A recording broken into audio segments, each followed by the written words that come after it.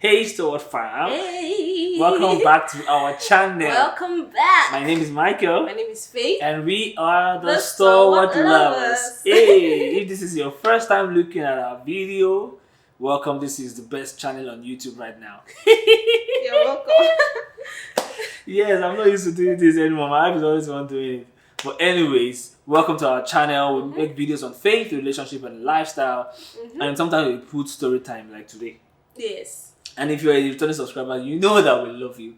Thank you so much. Yeah. Don't forget to like this video, drop a comment, subscribe to our YouTube channel, and follow us on all our social media handles. Yeah. So babe, what are we doing today?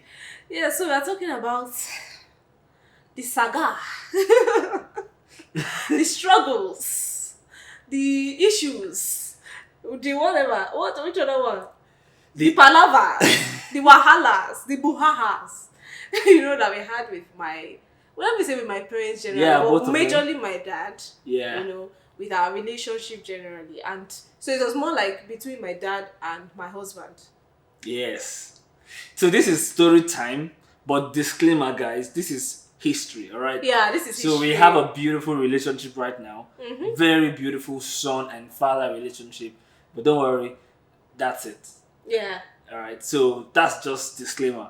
But we just want to give you guys a little gist. Yes, on- and you just might learn from it. There's how definitely we a handled lesson it. from it, yes. Because it started rough, but we handled it and it got better. So how did we get there? Just in case you're having some similar challenges Yeah. as well.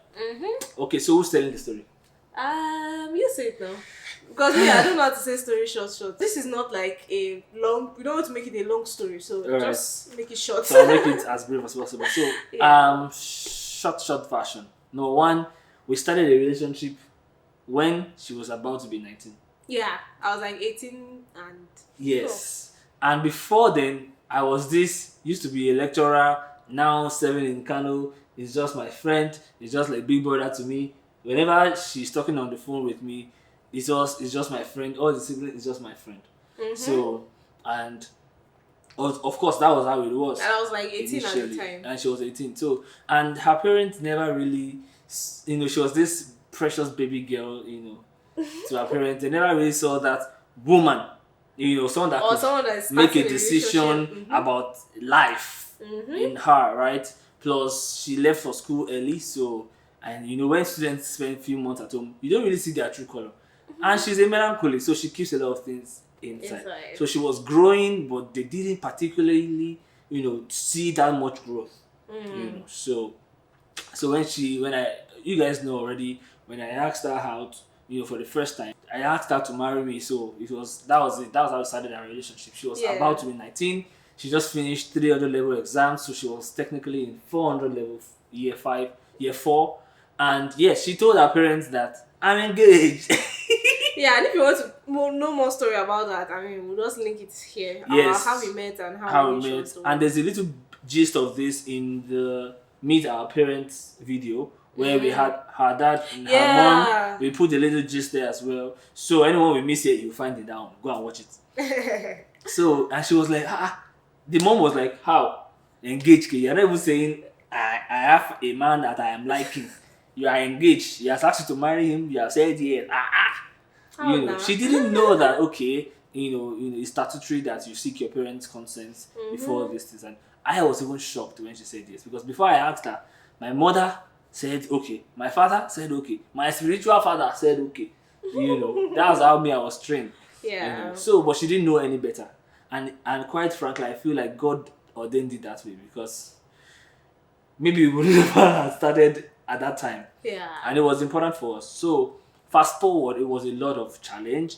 They felt like maybe I took advantage of her innocence. And they felt like I was that she was too young, and I was much older, and maybe I was, maybe I took advantage of that, and I just crept into her heart, and maybe she didn't really know what she was doing, and all that. So I even sent a document where I wrote all the altars. If you have watched how I knew she was the one, all the altars. I was documenting it before I met her. I started writing that document, so I sent it to her to give it to them so that they can know that this guy is a child of God. Though he genuinely loves your daughter. And these are the convictions. And these are the convictions and all that. But it don't change anything. It don't change anything, And but they wanted to ask her, how to break up, but they just left her. Maybe they just were like, you are joking. Maybe over time our eyes will be clear. And then I think 6 months later, I wanted to come and visit, them. Like hopefully, maybe if they even get to have a conversation with me, maybe they would see that this guy is not. This guy is a great guy because I feel like I'm a great guy, I got to their house and it was just hi did to me and they left.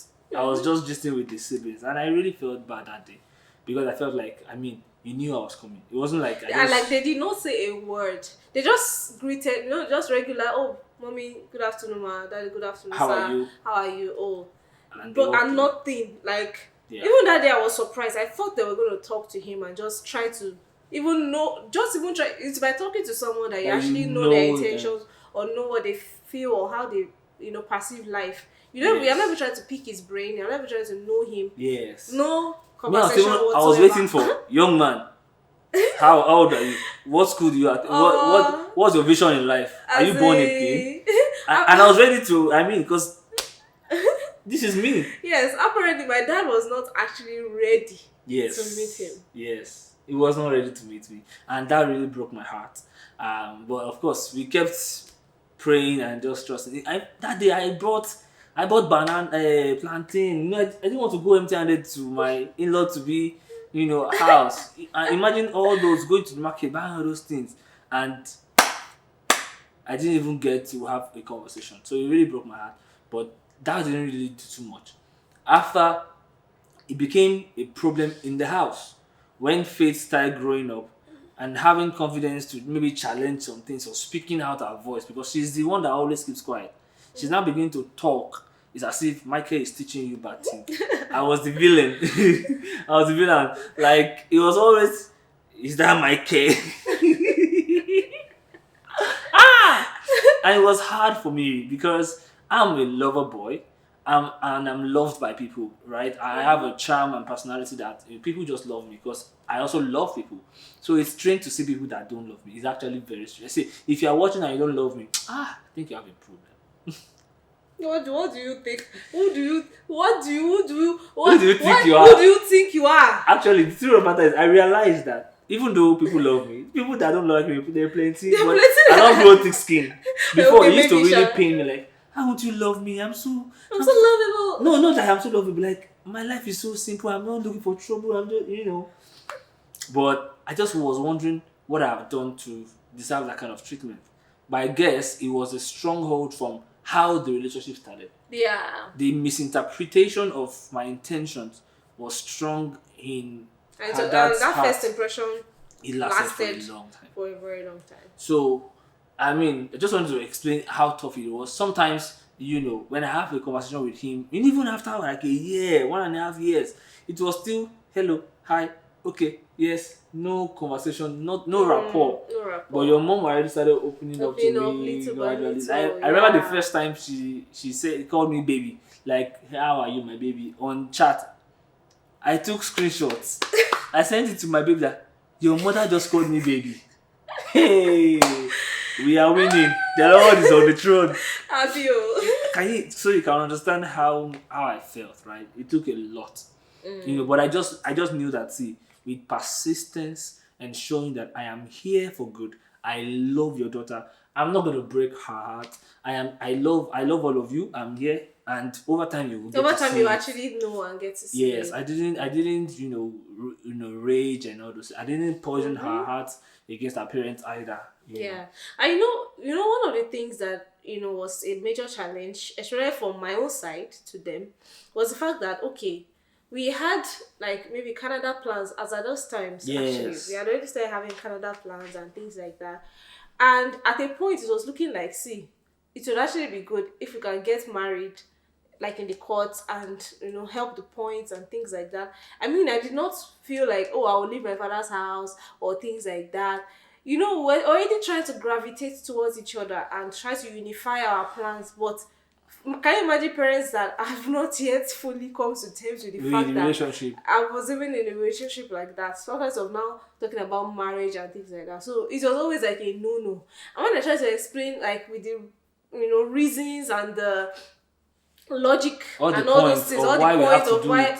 of why we had to do it, it was always landing on the wrong side for them. Yes, I think it was majorly because it seemed as though we wanted to control the order of things. Yeah. Because we were the ones coming up with, we think we need to get married Yes. soon because of plans to go to Canada, and so that she can come with, with me and all those things like and stuff like that. It was as if he wasn't calling the shots. Yeah. And as a man, as a father, you have trained your daughter, you don't want to be in that position. So it always was a problem. So what did you do that changed that perspective? Yes, so I realized that, see, with my parents, I cannot go right with that approach, with coming to them like they don't have like an opinion, or they don't have like a choice or something, Or they have like to that, see reason or they with just you. have to see reason.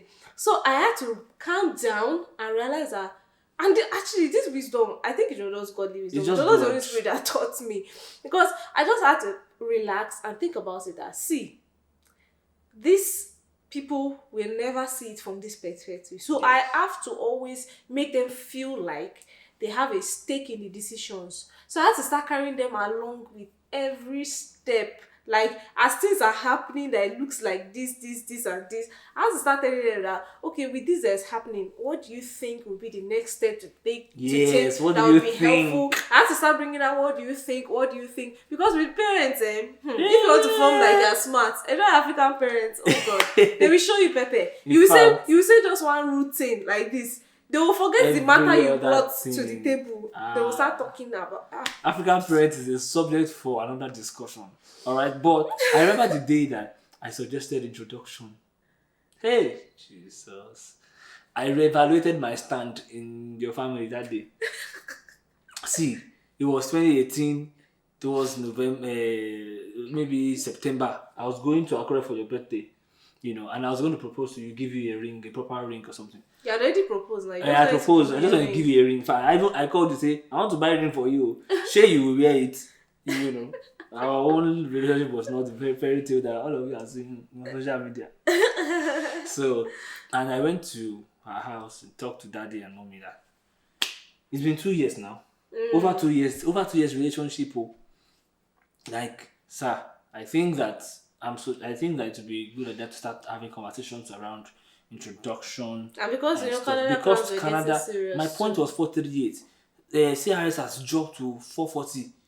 They pick me. If I got married and she did all the exams and all those things, and I was going to even pay for them, and maybe a point to enter 440, and then both of us would be able to travel to Canada together. I had good intentions, but they were not having it because they didn't feel in control. It seemed as if we were rushing them to make decisions, And so when I asked that question, that introduction, this and that, there was silence in the room. There were 4 people in the room, or 4. Daddy, mommy, Delight, Samuel. Silence. In fact, once I heard the silence, in my mind I was like, what? Mommy now took glasses like, they can road to Michael that. I want to see Michael's face. very well. Hey, Jesus is Lord. I can't forget that night in a hurry. And daddy and mommy just gave me one kind of excuse that blah blah blah. Blah, say something. That's what I've been telling you to be telling us your plans. In my mind, I was like, this is my plan. I'm telling you now. It felt like. And we're not even trying to say, okay, we want to do introduction now. It was just saying that let's start thinking about it. Let's start talking about it. When I was going home that day, I was like, Michael, are you even in a relationship? Maybe it's just you and your babe that think in a relationship. Because I never wanted a relationship that is just girlfriend, boyfriend, that is not leading to marriage. As in, I want to have a relationship with my in-laws before I get married. I just felt like, wow.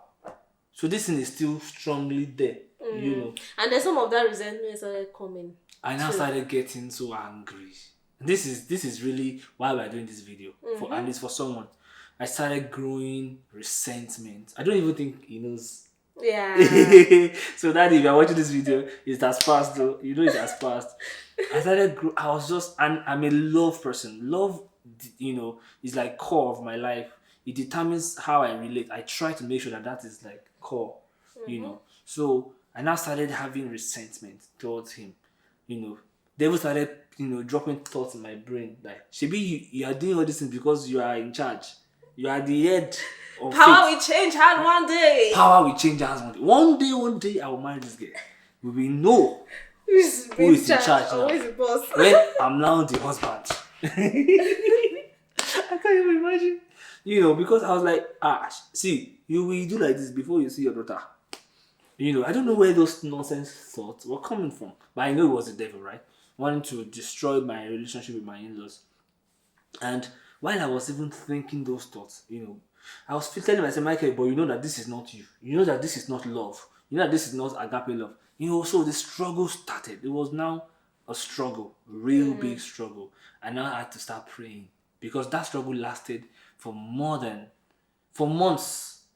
So I didn't know to call him again. Before I used to do courtesy call. I don't even used to call again. I just call mommy.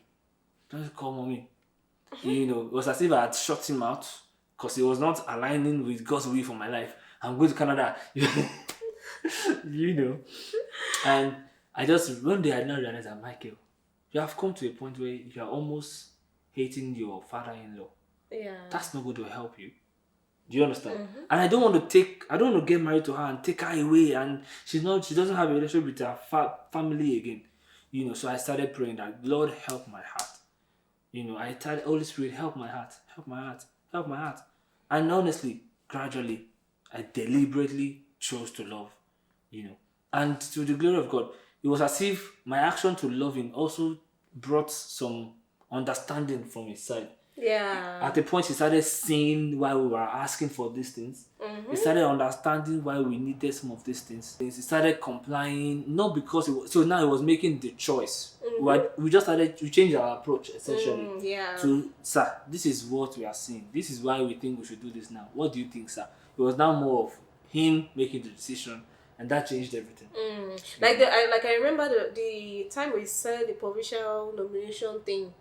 And there was like this 4 months of process and stuff like that. From the beginning of I think August till December, I was carrying him along. Okay, he has moved from this stage to this stage now.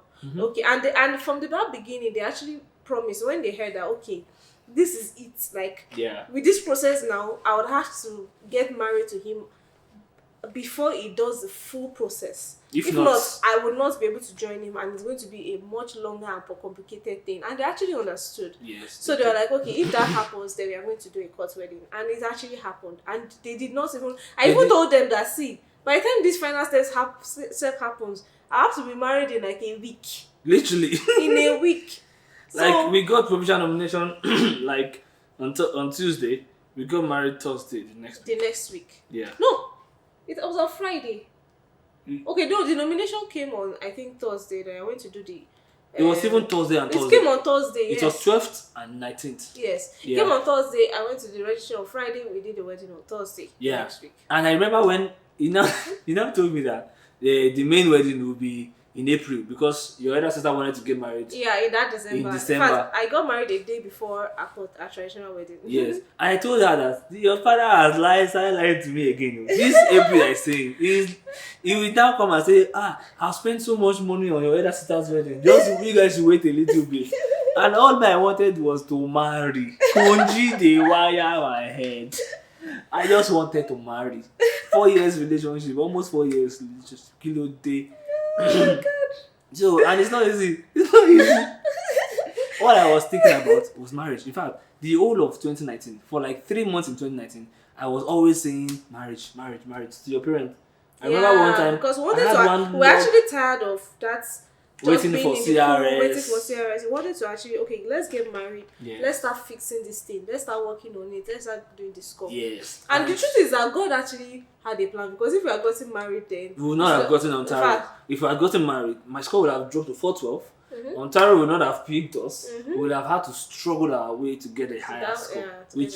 I mean, so in the end, I'm grateful for how everything turned out. Honestly. You know, when God wants to work out a miracle in your life, He brings out the most discomforting situation sometimes, you know. Yeah. But in that situation, don't compromise, you know, what you know is right. Like when I was beginning to resent, I had to work on it.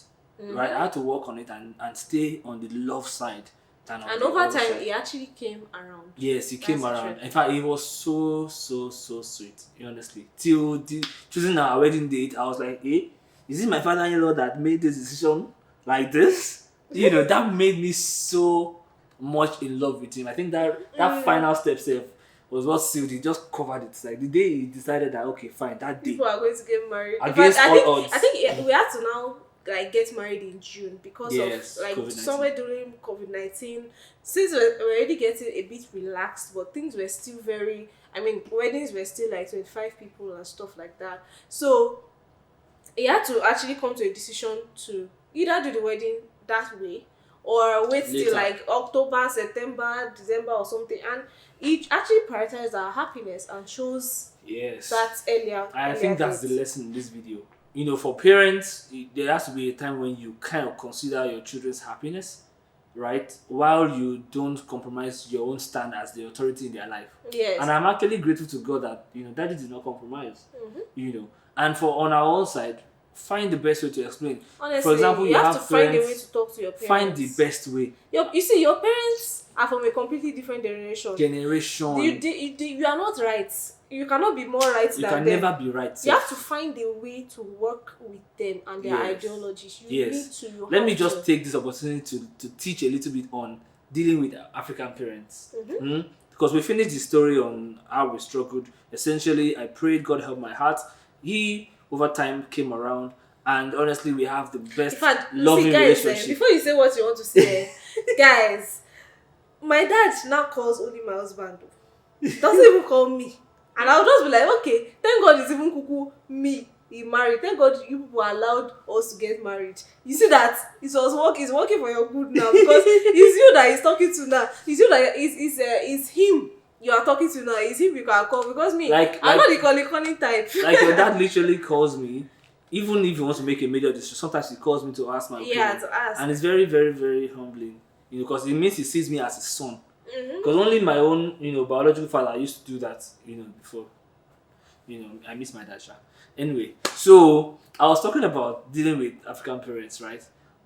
We millennials and maybe Gen Z. In fact, Gen Z might not really understand much. But millennials can understand that you can't be right with your African parents. You can't be right. You can't correct them. You can't correct them, like outrightly correct them. There has to be an approach. There has to be an approach. The approach is always what makes the difference. So don't try to be adamant like, can't you reason? Can't you see reason? Because we are wiser when I mean wiser, not wiser from experience, wiser from knowledge. Because some of us are more educated, some of us are more exposed to the way things should be today. But when we try to expect them to just reason, just understand, that's where the problem is. You need to know that they've spent 40, 50, 60 years in an ideology, in a generation. Yeah. And that's not going to change overnight. So you need to be, in their hearts. Find a way to relate, with them. You want to say with them. Yeah. So let's say you have a problem with your parents, you guys are always fighting. My solution for you is this. Number one, you change. Because they are not going to change. All right? You change. You find a better approach. Find what they always complain about. Stop it. Even if it is okay. Even if it is not a sin. Even if it is right for you to do it. But they always complain about it. And because of that, your relationship is so difficult. Stop it. All right? Make them happy. Make them feel that, yes, they have a say in your life because that's how they are taught. Parents should have a say in their children's life. Parents should be able to call their children to order.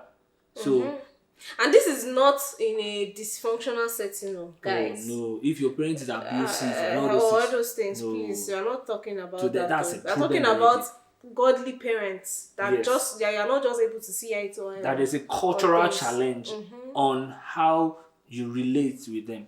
They are not going to change, and I'm saying this with they can change by influence. So but it's not your eloquence that will change them. It's your ability to argue. It's not your ability to argue that will change them. It's the way you can present the matter. All right. So I hope that this helps you, honestly speaking. I don't know if you can make any sense out of all the stories. Yeah, but I mean, there were nuggets in there, here and there, and I'm sure that there will be things you can pick from, and pray. For example, you want to get married, your parents are not agreeing, they don't agree with a tribal. Pray. The heart of kings is in the hands of the Lord. Commit it to God while you are also looking for fiscal wisdom, wise steps on how to get them on board. Pray seriously. In fact, there was time we used to pray every day. There was time we entered fast on top of the matter when it was very, very, very hot. Like they were not even reasoning with us at all. And we saw changes. Yeah. So that's it. God still answers prayers, guys. He still does. He's a living God. Yeah, so alright guys, so this has been such an interesting video to make. So if you enjoyed watching it, like we enjoyed making it, please make sure you give it a like. Please drop a lovely comment below. Tell us your experience, maybe you've been able to solve situations like this, similar to this. Maybe you had challenges with your parents or parents-in-law or things like just anything, just drop a lovely comment below. Tell us, how you feel about the video. And if you've not subscribed yet, please make sure you subscribe. Make sure you share this video with everyone that you think it would be a blessing to. And don't forget to follow us on all our social media platforms. Instagram, Twitter, TikTok. Make sure you follow us on every single one of them. Thank you so much. Yeah, so till you come your way again, keep loving and keep believing. We are the Stalwart Lovers.